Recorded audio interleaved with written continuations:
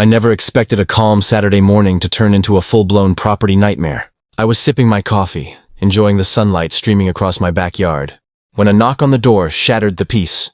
On the porch stood the HOA president, clipboard in hand, eyes narrowed like she was about to declare war. She didn't even greet me properly. She launched straight into a tirade about my backyard. "Your backyard is part of the community space," she barked. "You have 48 hours to remove all personal items and allow access to residents." I blinked. Did she just say my backyard, the one I've painstakingly landscaped and built over the last 5 years, was community space? The air went thick with tension, and my mind raced. I had legal deeds, survey documents, and city permits proving my property line. But somehow, in their twisted interpretation of HOA rules, none of that seemed to matter. I invited her inside calmly, hoping to diffuse the situation. But she wasn't here for conversation. She was here to intimidate. Her next words sealed my decision. "If you refuse, fines will begin immediately, and we may escalate to eviction proceedings." Eviction for my own backyard. The absurdity of it was almost surreal. But I knew one thing. Backing down wasn't an option. I spent the next few hours digging through paperwork, photos, and past correspondence. Everything supported my claim. I owned this backyard, legally and morally. Yet the HOA's audacity was frightening, and I could feel the tension rising in my chest. As evening approached, I walked outside to survey my property. Every flower bed, every corner of the fence I'd built by hand, every inch of green grass represented years of effort and memories. And now, some overbearing HOA official wanted to dictate what I could do on my own land. That's when the idea hit me. If they wanted access, I'd make it absolutely clear that my boundaries were mine, and theirs was crossing a line I wouldn't tolerate. I sketched a rough plan for a fence, sturdy and uncompromising.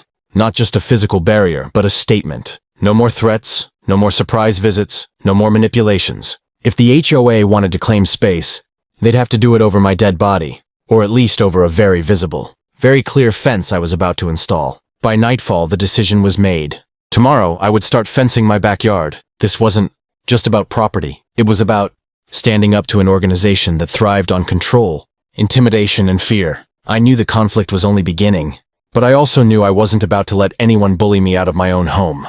The next morning, I woke up with a singular focus: build the fence. But this wasn't just a casual weekend project. This was my statement, my line in the sand. I grabbed my tools, measured every corner of my backyard, and started marking the posts. Neighbors wandered by, curious, but I gave them a confident nod. Something about standing up to the HOA seemed to energize me in ways I hadn't expected. I had planned every detail.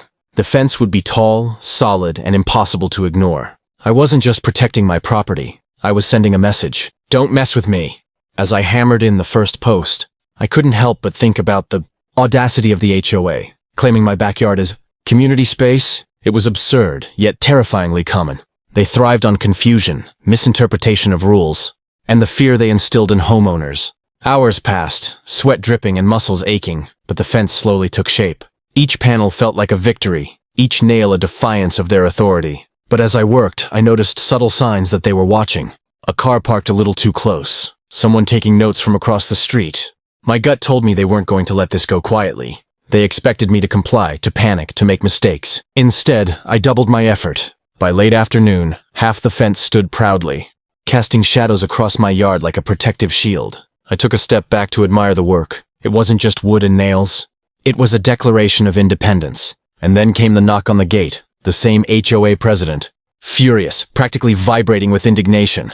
"Do you realize what you're doing?" she shouted. "This is community property. You're obstructing access." I met her glare evenly. "This is my property.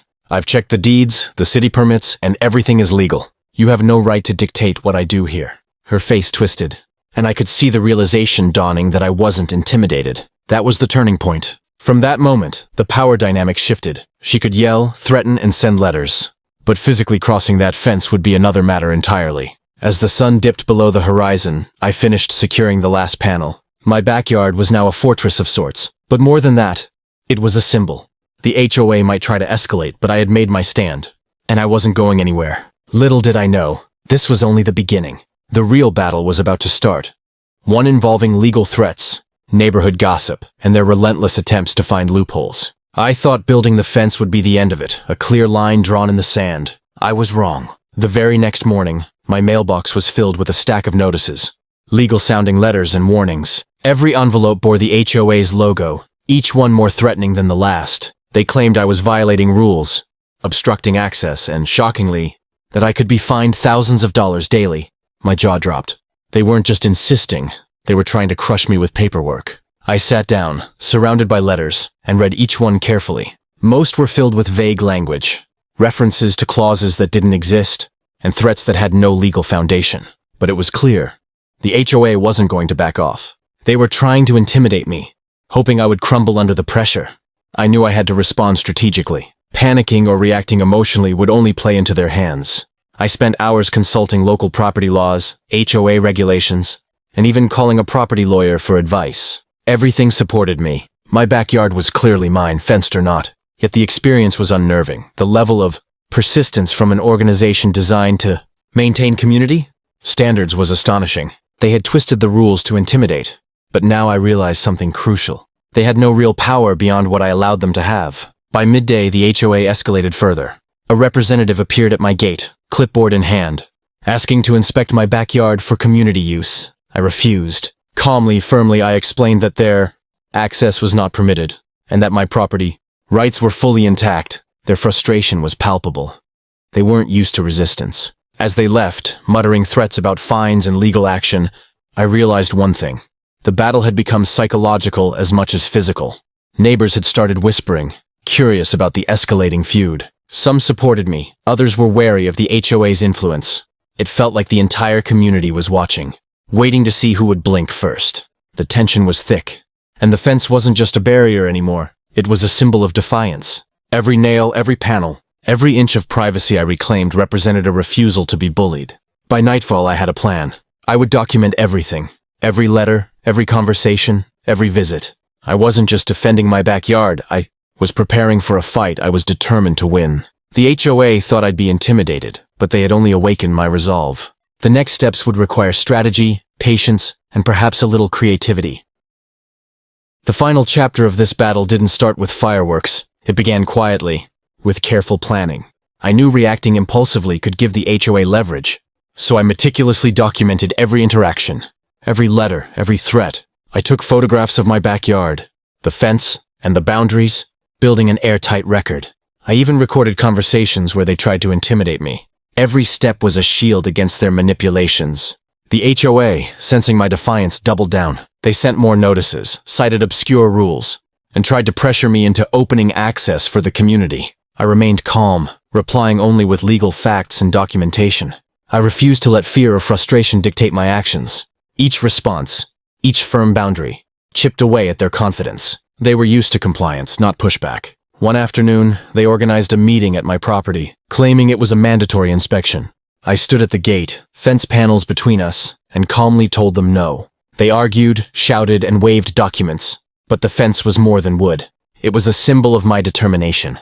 I invited them to take the dispute to mediation or court if they wished, making it clear that threats would not succeed here. Their frustration was palpable. I had flipped the script entirely. Word spread quickly in the neighborhood. Friends and even a few skeptical neighbors came by, curious to see the fence and hear the story firsthand. Their support, subtle but undeniable, reminded me that standing up for what's right often inspires others to question authority. The HOA's influence started to crumble, not because I destroyed them, but because I refused to be intimidated. They had relied on fear and ambiguity, but transparency and preparation dismantled their power. Weeks passed, the letters dwindled, the threats faded, and eventually, the HOA backed down. My backyard remained mine, fully fenced, fully protected, and more meaningful than ever. The struggle wasn't just about property. It was about asserting rights, standing firm, and refusing to be bullied by an organization that had overstepped its bounds. I looked out over my backyard one evening, the sun casting long shadows across the fence.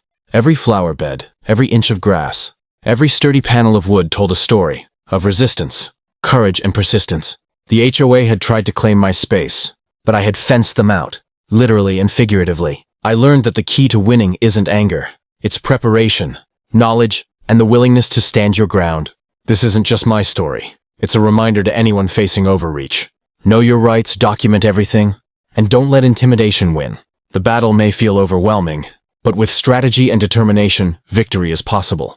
And as I sipped my evening coffee, the same backyard now fully mine, I knew one thing for certain. No fence or HOA would ever take that away again. If you enjoyed this story and want to see more wild HOA battles, make sure to hit that subscribe button and ring the notification bell so you don't miss the next video. Drop a comment below and let me know. Have you ever dealt with an HOA or crazy neighbor? And if this video blew your mind, give it a thumbs up to support the channel. Your support helps me bring more real-life stories straight to you.